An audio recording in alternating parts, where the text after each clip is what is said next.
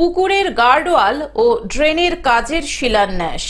কালিয়াচক ২ নম্বর ব্লকের মোথাবাড়ি অঞ্চলের ছোট মহদেপুর বাঙালিপাড়া ও কেশারপুর গ্রামে একটি কাজের শুভ শিলান্যাস ও শুভ উদ্বোধন করলেন রাজ্যের মন্ত্রী সাবিনা ইয়াসমিন। এই দুই জায়গায় প্রায় ৫ লক্ষ টাকা ব্যয়ে একটি ড্রেনের কাজের শুভ শিলান্যাস এবং প্রায় ১০ লক্ষ টাকা ব্যয়ে কেশারপুর গ্রামের একটি পুকুরের কংক্রিট গার্ডওয়ালের শুভ উদ্বোধন করা হয়।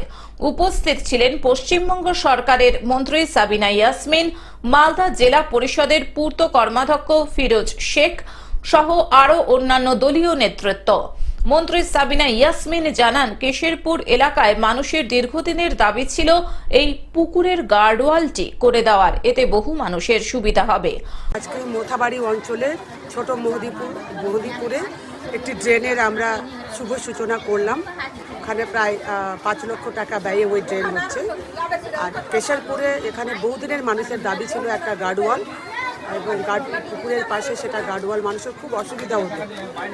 এই গার্ডওয়াল হওয়াতে মানুষের খুব সুবিধা হবে। প্রায় ১০ লক্ষ টাকা ব্যয়ে আজকে জেলা পরিষদের উদ্যোগে এই আর্থিক সহযোগিতা করা হয়েছে।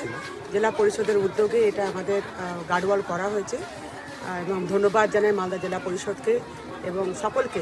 এখানে আছে আমাদের মেম্বার আছে, ওয়াসিম আছে, আমাদের মিম ভাই আছে, শামসুদ্দিন ভাই আছে, ফিরোজ আছে, সকলকে আন্তরিক ধন্যবাদ জানাচ্ছি।